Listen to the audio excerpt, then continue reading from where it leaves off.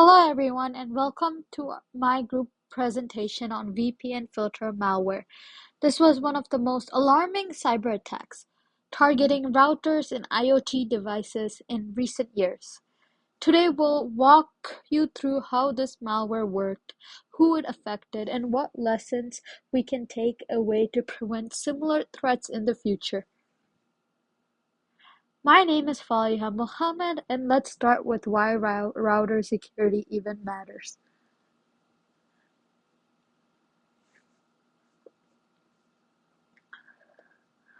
Router and IoT devices are everywhere today.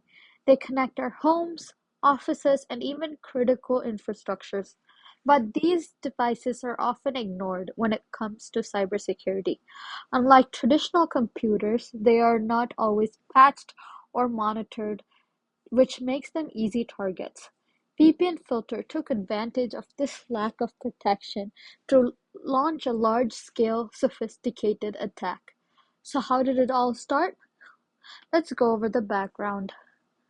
VPN Filter was discovered in 2018 by Cisco's Talos Intelligence Group. By that time, it has already infected over 500 devices in more than 50 countries. These weren't just any devices. It mainly targeted small office, home office routers, and NAS devices.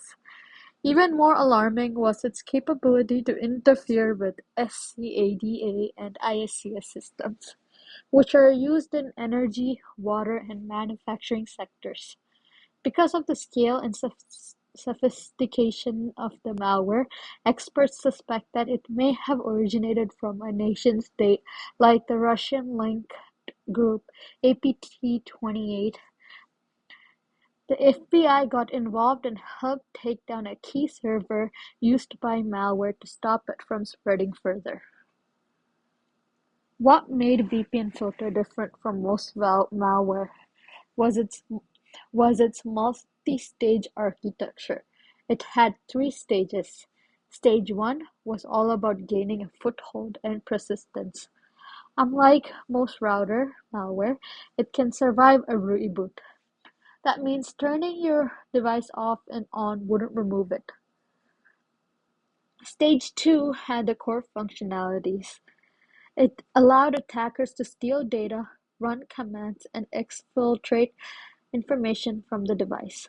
Stage 3 was modular, meaning attackers could load different tools based on their goals. Some modules intercepted encrypted traffic, some targeted SCADA protocols, and one was a kill switch that could permanently disable the device. It had multiple ways to talk to its command and control servers, including IP addresses, domain names, and image metadata. So how did VPN get into all these devices? It exploited common problems in router security. Many people never update their firmware, and lots of routers still use default usernames and password like admin. VPNFilter took advantage of that. It also looked for remote access ports that were exposed to the internet. Once it found a vulnerable device, it installed itself and began spreading.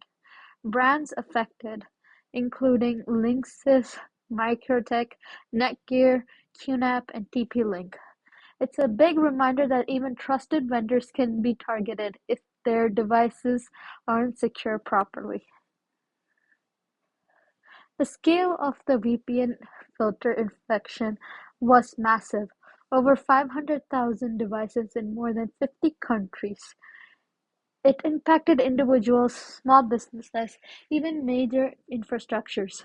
One of the scariest parts was the kill switch module, which could permanently brick a device, make it useless. The FBI eventually stepped in and seized control of the domain. To knowall.com, which was being used to control infected devices. This move helped stop the spread, but the damage had already shown us how vulnerable the world's network infrastructure really is. To understand VPNFilter better, let's compare it with another well-known malware, Mirai. Discovered in 2016, was mostly used to launch DDoS attacks by hijacking IoT devices. It created it was created by a group of teenagers. While Mirai was destructive, it didn't survive reboots, and its architecture was relatively simple. VPNFilter, on the other hand, was far more advanced. It had persistence, modular functionality, and it seemed focused on espionage and sabotage than DDoS. It targeted devices at a firmware level could potentially shut down infrastructure systems. This level of complexity makes it a likely nation-state operation and set it apart from Mirai. What can we learn from VPN filter? A lot, actually.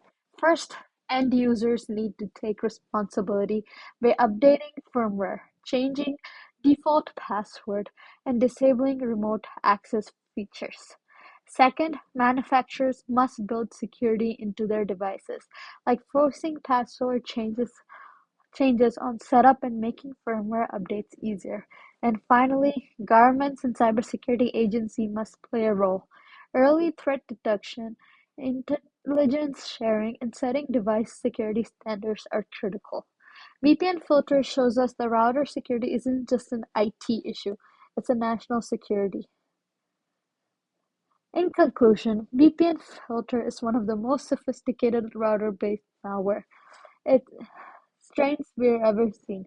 It demonstrated how outdated, poorly secured devices can become part of a global cyber attack, with links to state-sponsored actors and capabilities to spy and destroy.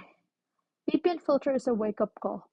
We need to treat routers and IoT devices as the critical infrastructure they are. It's time to adopt strong security practices across the board, from users to governments.